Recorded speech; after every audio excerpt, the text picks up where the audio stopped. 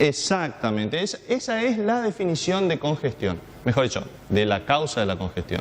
La congestión es un exceso de paquetes en la subred. O sea, cuando la subred se ve ofrecida con una carga que no puede manejar. Eso es la congestión, ¿sí? La congestión se puede deber a muchas causas, pero en todos los casos se da lo que dijo el compañero, una escasez de recursos, ¿sí? Bueno, la congestión entonces se produce por una escasez de recursos en la subred. Hay dos conceptos que son importantes, los recursos y que esto afecta a toda la subred en total.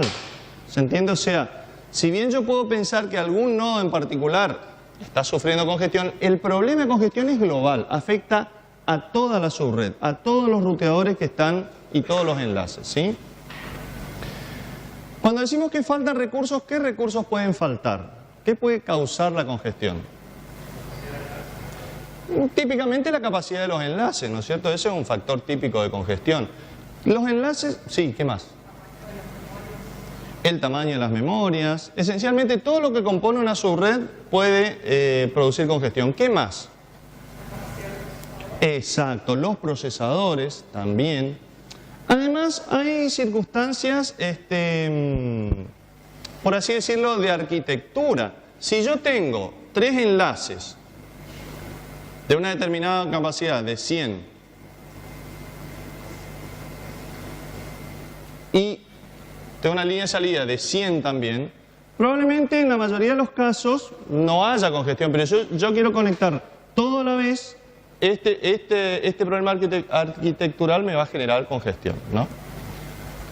En algunos casos se puede, digamos, mitigar el problema de congestión usando, por ejemplo, buffers, ¿sí? Usando memoria intermedia, almacenando los paquetes. De todas maneras, en el largo plazo no es una solución y de hecho muchas veces los buffers incrementan la congestión. ¿Por qué? Porque está demostrado inclusive que si yo tengo un buffer infinito en un ruteador que pueda almacenar todos los paquetes que lleguen, no voy a eliminar el problema de la congestión, simplemente se va a ir usando esos buffers y en realidad lo que va a pasar es que algunos paquetes que llegan al buffer son retransmitidos por el origen, ¿no es cierto? Entonces tengo cada vez más paquetes, que nunca salen de la subred. ¿Sí? Un paquete descartado van a ver ustedes que desaparece de la subred, pero estos paquetes que están guardados en los buffers siguen pululando en la subred. Es interesante comentar dos cuestiones de la congestión. Una es que es una cuestión, ya lo comentamos, global, que afecta a toda la subred, ¿sí? Es una situación que está, digamos, generada por algunos nodos, pero afecta a toda la subred. Lo otro que tenemos que comentar es que es la diferencia entre control de congestión y control de flujo. Se suele generar la confusión por diferentes circunstancias, pero nosotros tenemos que tener bien claro el concepto. Seguramente el de control de flujo lo tienen claro. Un problema de control de flujo es cuando un emisor rápido satura un receptor lento. Concretamente, yo tengo acá un servidor con una línea de 10 gigabits por segundo y acá tengo una máquina con recursos muy limitados, no sé, una Raspberry Pi, por ejemplo. Seguramente acá, por más que no haya congestión, va a haber un problema de control de flujo, ¿sí? La otra, el problema de la congestión, ustedes seguramente lo van a tener en una red como esta.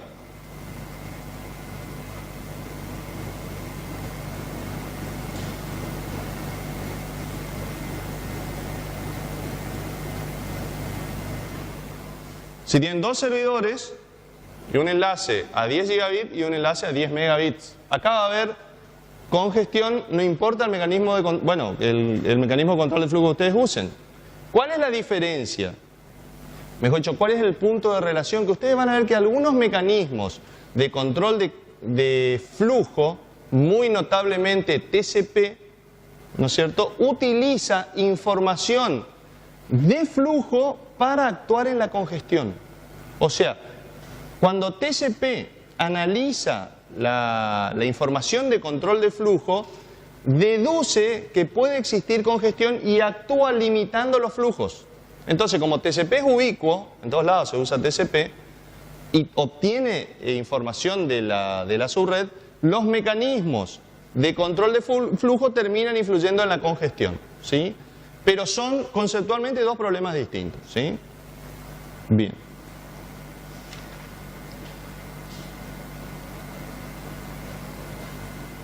Los mecanismos de control de congestión se conocen de hace un tiempo. Básicamente se los puede clasificar en dos grandes grupos. Son los de ciclo abierto y los de ciclo cerrado. ¿A qué hace referencia esto de ciclo abierto y ciclo cerrado? Ustedes ya vieron seguramente teoría de control, creo. ¿Cómo? Ah, ¿están viendo? Bueno. ¿Qué se les ocurre? Ciclo abierto y ciclo cerrado. Si están o no realimentados, exactamente. ¿Realimentados por qué? Por información de la subred. Concretamente, los mecanismos de ciclo abierto lo que hacen es, usan siempre los mismos mecanismos independientemente si hay o no congestión. ¿Sí? Toman las mismas decisiones independientemente si se produce o no congestión. Estos mecanismos a su vez se clasifican en los que actúan en el origen o en el destino de los datos.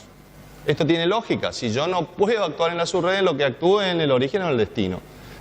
Normalmente todos los mecanismos de control de congestión de ciclo abierto se basan en el control de admisión, en algún tipo de profiling de tráfico, ¿no es cierto?, de definir qué tipo de tráfico se está y si se le asigna o no el acceso a la red.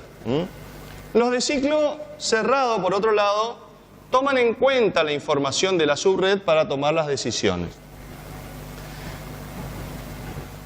Los de ciclo cerrado pueden justamente extraer la información de la subred de manera explícita o de manera implícita, ¿sí? Bueno, esto no creo que requiera mucha explicación. De manera explícita quiere decir que de alguna manera los algoritmos están censando, por así decirlo, la subred en busca de señales concretas y explícitas justamente de congestión, ¿sí? En los algoritmos implícitos, los protocolos deducen que existe congestión a partir de determinada información. ¿Me explico? Por ejemplo, TCP. TCP deduce, de hecho TCP es el paradigma, por así decirlo, de control de congestión de tipo implícito, porque deduce que hay congestión. Hay una variante de TCP que utiliza un mecanismo explícito, que se llama Red Random Early Drop. Nosotros lo vamos a ver en calidad de servicio, pero TCP estándar deduce que hay congestión a partir de, bueno, la información de la subred. Los mecanismos explícitos generalmente involucran algún tipo de paquete especial o de campo dentro del paquete que indica la presencia de congestión. Pregunta, ¿algún protocolo que nosotros vimos indica la congestión de manera explícita? ¿Cuál? Si recuerdan algún mecanismo de control de congestión explícito, o sea, algún paquete en particular, algún campo en un paquete o en una trama que llevara información de congestión, de los protocolos que nosotros vimos.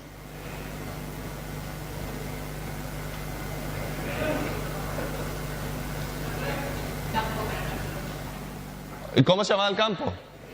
Exacto, los campos FEC y BEC, que se llaman Forward o Backward Explicit Congestion Notification. ¿Sí?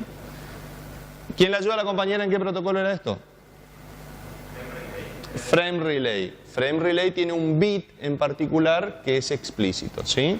Nosotros vamos a ver además mecanismos basados en mensajes de control de congestión explícito. Bien. Pregunta. ¿Qué señal podría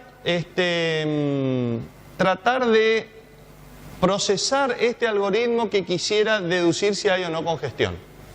¿Qué variables? ¿Retardo de qué, por ejemplo? Está bien, retardo puede ser o sea, estamos viendo los mecanismos de control de congestión, sean explícito o implícito. ¿Qué podrían tomar en cuenta para saber si hay o no congestión en la red?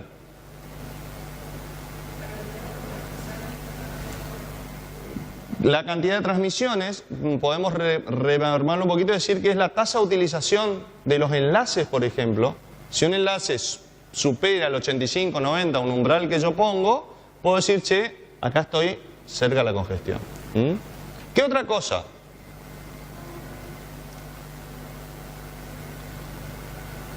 Similarmente, una cuestión que podría generarme congestión son la cantidad de paquetes, por ejemplo. ¿Sí? El número de paquetes, la longitud de las colas en las interfaces de salida. ¿Qué más? Recuerda un poquito los recursos que mencionamos.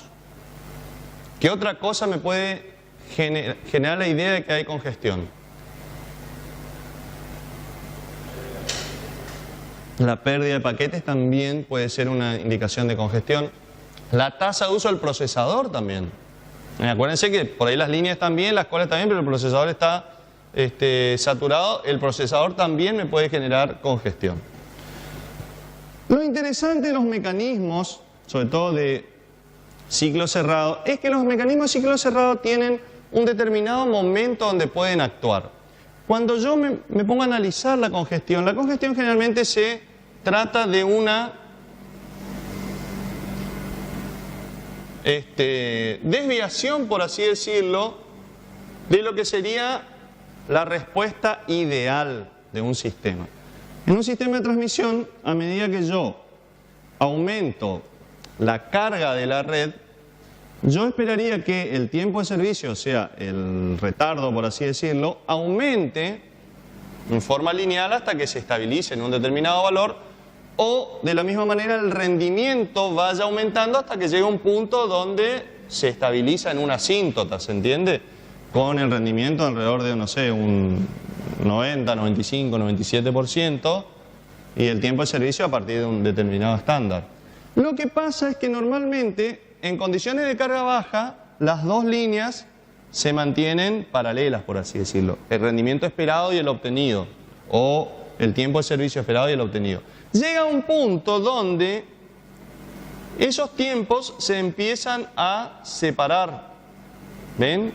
Hasta que llega un punto donde directamente la red colapsa, ¿sí? Ese es el gran problema de la congestión, que no evoluciona en forma lineal en función de lo que uno debería esperar. De la misma manera, en el rendimiento llega a un punto donde se empieza a separar y ya entra en un ciclo donde los mecanismos de control de congestión son inútiles. O sea, muy temprano son inútiles, muy tarde son inservibles, no sirven para nada. Entonces hay un determinado espectro de cuando yo empiezo a detectar la desviación donde yo puedo intervenir. ¿Está? Hay otro problema importante que se da con los mecanismos de control de congestión, que es la sincronización global. Esto parte del concepto de que la congestión es un problema de la subred. Entonces, normalmente, ¿cómo evoluciona cómo se produce la sincronización global? Algunos nodos detectan congestión, entonces generan algún mecanismo de notificación hacia todo el resto de la topología. El resto de los nodos y el resto de los hosts toman medidas, típicamente, por ejemplo, bajando la carga. Entonces, baja toda la carga. ¿Qué pasa? Al bajar toda la carga se vuelve a generar un espacio para poder aumentar la transmisión. Entonces se empieza a aumentar la transmisión y vuelven a aumentar todo de nuevo. Y se vuelve a producir congestión y vuelve a bajar. O sea, este problema de sincronización global hace que toda la subred esté en forma permanente, oscilando, por así decirlo, ¿no? Sería deseable que unos mecanismos de control de congestión actúen de manera tal de contrarrestar este problema de sincronización global. Generalmente los mecanismos que se trabajan con ciclo cerrado atraviesan o tienen tres etapas, digamos. Sería monitorear el sistema,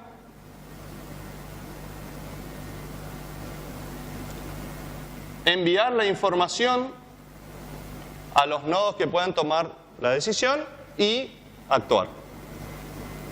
Estas son las tres, digamos, incógnitas o los 3 problemas que tenemos que resolver nosotros con un mecanismo sobre todo de ciclo cerrado, ¿no?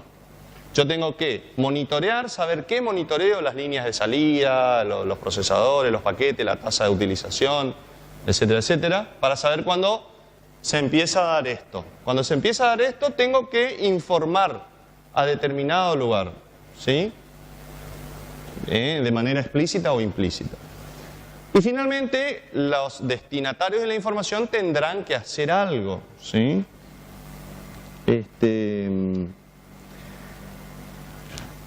Cuando yo hablo de hacer algo, normalmente las opciones en forma global son 2. Si yo estoy hablando que tengo escasez de recursos, ¿cuáles son las 2 cosas que yo puedo hacer?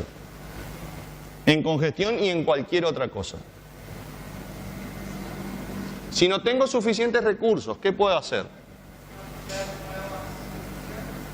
Y, está bien, y eso en términos globales, ¿qué sería? O sea, claro, pero básicamente yo puedo o bajar la carga o aumentar los recursos, si no tengo suficientes recursos. Son las 2 cosas que no hay otra forma.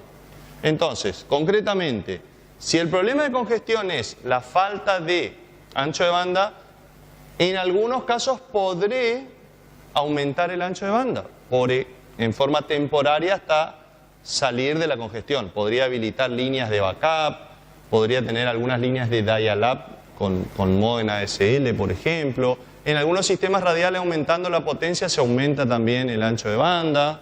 En algunos casos los proveedores me pueden acomodar un pico de carga cobrándome más caro, dependiendo del protocolo, en forma temporaria. Pero generalmente por el lado de los recursos no viene la cosa. Yo podría aumentar la memoria, si veo que el problema son los routers, bueno, pongo más memoria o actualizo los equipos. Pero generalmente, en esta circunstancia que yo tengo que actuar, por el lado de los recursos no viene generalmente la solución. La solución viene, como bien lo dijo la compañera, por el lado de la carga, disminuir la carga. Nosotros vamos a ver entonces ahora una serie de mecanismos en ese sentido. Para terminar con los mecanismos de ciclo abierto, comentarles que básicamente, como les decía, todos se centran en lo que es control de admisión, ¿sí? Y normalmente están, digamos, pensados para los mecanismos de circuito virtual. Es casi trivial implementar un control de admisión en circuitos virtuales. ¿Por qué? Porque yo lo único que tengo que hacer es, como dijo la compañera, aceptar o no nuevas llamadas. En algunos casos, por ejemplo, si un sector de la subred está congestionado, yo puedo tomar nuevas llamadas, pero rutearlas por otro lado, por ejemplo, hasta que colme la capacidad. Cuando no hay más capacidad, yo no necesito monitorear, digamos, o sea, puedo seguir monitoreando la congestión para poder enrutar por otro lado, pero básicamente con el control de admisión yo lo tengo bastante sencillo. Nosotros vamos a ver algún ejemplo de lo que podría ser un profiling de tráfico cuando veamos ATM al final de la clase.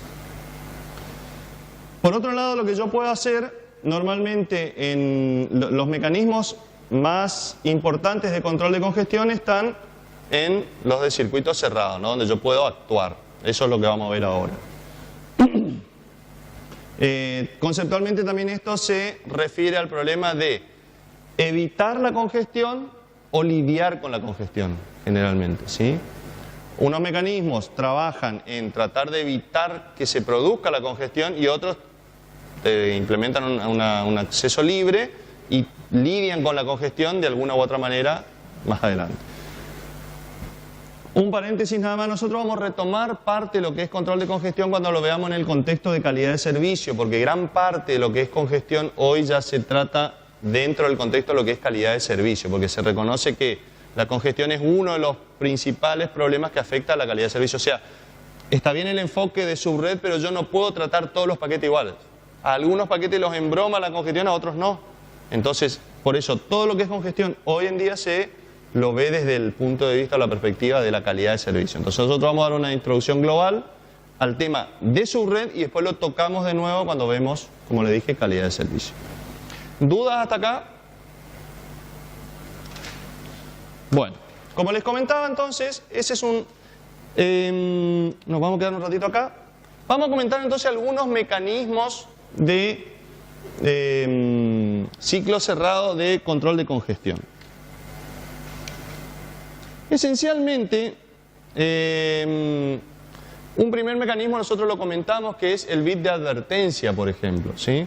El bit de advertencia o el bit FEC o BEC en Frame Relay, lo que hace es notificar justamente a los nodos o a los intermedios o a los hosts finales de que hay congestión. Lo que pueden hacer los nodos intermedios, por ejemplo, es ¿qué cosa? ¿Qué podría ser? Hay un router, ¿no es cierto?, que está mandando paquetes con el bit de congestión prendido, ¿sí? Ya sea hacia adelante o hacia atrás. ¿Qué puede hacer el router vecino? Piensen, el router vecino recibe un mensaje con este bit prendido. ¿Qué podría hacer? ¿Cómo? Está bien, sí, pero digamos, ¿no le puede hacer algo para ayudarle en ese momento?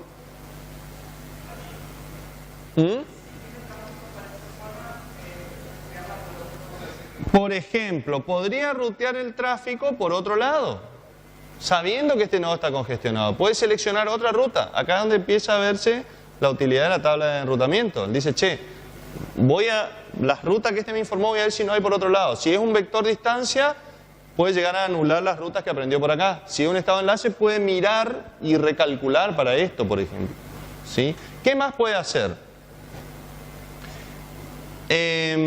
A riesgo de saturarse él mismo, lo que podría hacer es bajar la tasa de transmisión hacia ese router. O sea, todo lo que va para allá, meterlo en cola.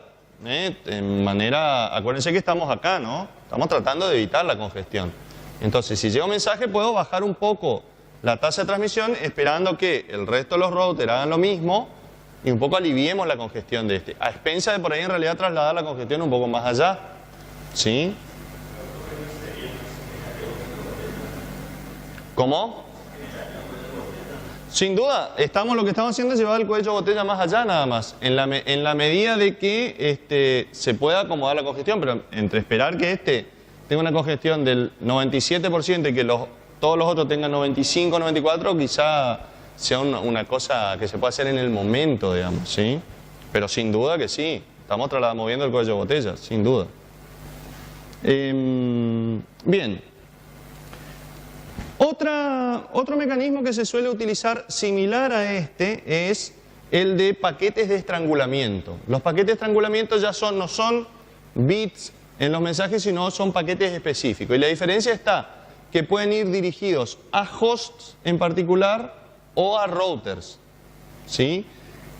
De última pueden ser dos líneas escalonadas. Una primera medida puede ser este router de decir, estoy congestionado, a los otros para que lo ayuden, en una congestión leve, por así decirlo, y ya cuando la congestión pasa a un determinado punto, el router puede empezar a notificar directamente a los nodos. Este es un concepto interesante. O sea, el ruteador puede decir, che, acá me estoy congestionando, le voy a avisar a los... evitando un poquito esto que decía el compañero, de seguir el mismo código de botella, vamos a decir una cosa, vamos a bajar la carga. Vamos a avisarle a los nodos que están generando tráfico que bajen la tasa de transmisión. ¿Está? ¿Cómo puede hacer esto el router? ¿Cómo puede notificar a los nodos? A los hosts, digamos. No puede ser, ¿a quiénes le va a avisar? ¿A todos? ¿Cómo? ¿Y quién es el que genera la congestión? ¿Cómo puede saber él quién genera la congestión? ¿No tiene nada para ver? No más que las tablas. Exactamente, él tiene las colas de los paquetes. Si él inspecciona las colas y ve, de los 100 paquetes que hay, 93 son de un solo host, tiene que avisarle a ese, decirle, baja la tasa, ¿sí? Con un paquete de estrangulamiento. En conclusión, generalmente en todo esto hay un 80-20, ¿no? El 80% del tráfico es generado por ahí por el 20% de los hosts. Entonces por ahí él manda 4 o 5 paquetes de estrangulamiento y con eso baja la tasa de transmisión de esos hosts que son los que más están enviando y baja la congestión, ¿no? Esa es un poco la espera, o la esperanza, digamos.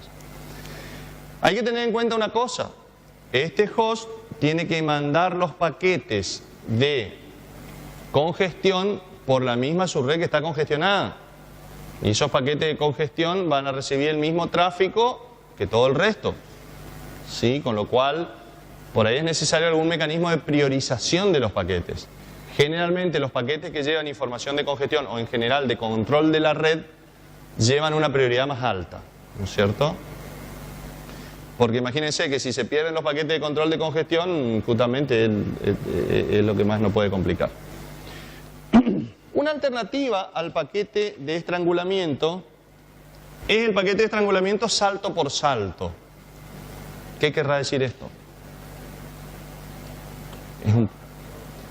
Claro, es un poco una combinación de los dos. Si este router manda un paquete de estrangulamiento salto por salto a un host que está por acá, atravesando 3 o 4 routers, y lo lógico es que estos vean y dicen, che, estoy mandando un paquete de estrangulamiento, quiere decir que este hombre está complicado. Entonces vamos a tratar, podemos combinar los dos aspectos, ¿no es cierto? Mando el paquete de estrangulamiento acá, pero además, escala por escala, cada router un poco trata de bajar la tasa de transmisión aumentando la longitud de sus colas, en forma temporaria como una manera de alivio inmediato, digamos, a la congestión. ¿Está? Pero bueno, como dice la bibliografía, cuando ya yo usé bit de advertencia, paquete de estrangulamiento de escala por escala, y estoy acá, y es el momento por ahí de sacar la artillería pesada, como dice, y hacemos medio la solución más drástica, que es el desprendimiento de carga. ¿Alguien puede imaginarse qué es desprendimiento de carga? Descartar paquete, ni más ni menos. El término viene de las redes eléctricas. Ustedes saben lo que pasa cuando hay mucho consumo, ¿no es cierto? Y poca tensión. Hay dos opciones, o que toda la red caiga a 150 volts, o ir seccionando porciones de la ciudad y mantener los 220, con suerte, en el resto, ¿no es cierto? Esto lo que hace entonces la central eléctrica es desprendimiento de carga. Entonces van apagando en forma controlada la red, por así decirlo. Con lo que están haciendo es bajar la carga. Bueno, eso mismo pueden hacer los ruteadores. Si este ruteador mandó el bit de auxilio, el paquete de estrangulamiento, todo, y no hay caso, y bueno, tiene que agarrar el cuchillo, digamos, y ver y descartar paquetes. Pero inclusive, en el caso del descarte, tiene que ver qué paquetes descarta el ruteador. O sea, no es una decisión que toma a tontas y a locas. Por ejemplo, ¿qué es lo que no debería descartar el ruteador, por lo menos en una primera instancia? ¿Cómo? Exactamente, los paquetes de control de red. Imagínense si un ruteador descarta paquetes de control de red. No, si justamente esos son los que te van a ayudar, ¿sí? Entonces, típicamente se descarta flujo de usuarios. Dentro del flujo de usuarios, obviamente que hay cuestiones de prioridad, ¿no es cierto? Hay flujos que son más prioritarios que otros, con lo cual se supone que hay flujos que se descartarían primero. Pero además de eso, inclusive en el flujo, es importante saber qué paquetes descartar. Concretamente, supónganse que este ruteador tiene que descartar y tiene una cola de 20 paquetes del mismo origen y destino, digamos. Y tiene que descartar 10. ¿Cuáles les parece a ustedes que va a descartar? ¿Los primeros o los últimos? ¿Por qué? ¿Cómo? Por eso lo va... No, pensemos lo siguiente.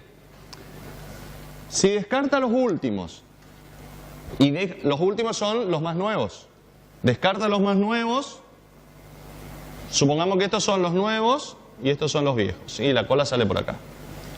Él descarta todos los nuevos y deja los viejos. ¿Qué pasa si hay un streaming? Vos te quedás con Messi pateando así y pasan 2 segundos y ves todavía que patea. Y ya el gol lo hizo o lo erró. ¿Se entiende? Por ahí es más importante en los servicios de tiempo real lo más nuevo. Entonces no conviene descartar lo más nuevo, conviene descartar lo más viejo. ¿Sí? ¿Qué pasa? ¿Se imaginan ustedes alguna aplicación donde es mejor descartar lo más nuevo, como ustedes dicen, y guardar lo más viejo? ¿Ninguna? ¿Y si yo estoy transfiriendo un archivo? Si estoy transfiriendo un archivo y descarto lo más viejo, voy a tener que volver a retransmitirlo. Porque si descarto la primera parte del archivo, igual la tengo que transmitir de nuevo. En realidad no hay una solución única a esto. Es el problema del vino y de la leche, digamos. A veces algunos paquetes son mejores cuanto más nuevos y otros mejores cuanto más viejos. El vino es mejor cuanto más viejo, la leche no. Entonces, lo ideal sería que por ahí el router de alguna manera sepa qué tipo de información viaja en esos flujos para saber si descarta los primeros o los últimos, ¿no? Eso sería un refinamiento. Les quiero decir que inclusive hasta en el desprendimiento de carga no es un proceso que se hace a tontas y a locas, sino que el ruteador tiene decisiones para tomar. Sí, ya eso involucra calidad de servicio. Sí, ahí está en lo que es random early drop, lo que decíamos hoy, por ejemplo, políticas de descarte, políticas de admisión. Va más por ese lado, sí. Pero de todas maneras son decisiones que tiene que tomar el router. O a ver, si el router supiera que va un flujo de video o un file transfer, podría tomar decisiones distintas, digamos, ¿sí? Eso un poco apunta el siguiente tema que vamos a hablar. ¿Dudas hasta acá? Bueno. Un poco lo que... para hablar lo que era congestión de ciclo abierto, donde no tomamos en cuenta la subred, vamos a repasar un poquito los tipos de servicio o categorías de servicio en ATM. Recuerdan ustedes que había, en ATM hablábamos de tasa de bit constante, tasa de bit variable, con o sin tiempo real, tasa de bit disponible y tasa de bit no especificadas. Esto va de mayor a menor prioridad, ¿no es cierto?, las categorizaciones de tráfico. Nosotros esto lo dejamos planteado nada más. Vamos a comentar ahora qué tipo de características del tráfico se analiza para ubicarlo en cada una de estas categorías. Antes una pequeña también repaso de los tipos de tráfico que se pueden encontrar. Típicamente, tasa bit constante se acomoda en lo que es ATM Adaptation Layer 1, son emulación de circuitos, red digital de servicios integrados, voz sobre ATM, o sea, las cosas que son justamente de tasa constante e inflexible. Típicamente, por ejemplo, el cliente que contrata una línea de 2 megabits, de 10 megabits por segundo, yo no lo puedo comprimir a ese servicio. Lo mismo voz digitalizada. Lo que es tasa bit variable con tiempo real, cae todo en lo que es AL2, típicamente voz y video con compresión en tasa variable, ¿sí? Video comprimido típicamente, ¿no es cierto? A partir de ahí arrancamos ya con los AL3 y 4 y AL5 que puede dar cabida a básicamente todos los tipos de servicios que hemos visto, por lo cual es generalmente el estándar más utilizado. Bien, ahora, ¿cómo se expresa esto? Todavía no estamos viendo qué atributos del tráfico hacen que se seleccione cada uno. Esto es lo mismo. Los atributos son estos, fíjense. Para cada una de las categorías se definen parámetros de tráfico, parámetros de calidad de servicio, control de congestión u otros atributos, ¿sí? O sea, cada aplicación, cada vez que se establece un circuito virtual en ATM, hay que darle valores a estos atributos que consecuentemente me caen en alguna de las categorías definidas. Por ejemplo, los parámetros de tráfico tenemos tasa de celdas máxima, pixel rate, o tolerancia a la variación del retardo de las celdas. Cell Deviation Variation Tolerance, o sea, qué tan tolerante es a la variación del retardo, ¿sí? Al jitter sería. Fíjense, en todos los casos se especifican estos dos parámetros. Otro parámetro sería Sustained Cell Rate, tasa sostenidas versus la pico, maximum burst size, tamaño máximo de la ráfaga, maximum frame size, shell deviation variation tolerance, esto está especificado en GFR, por ejemplo. Se especifican conjuntos de parámetros.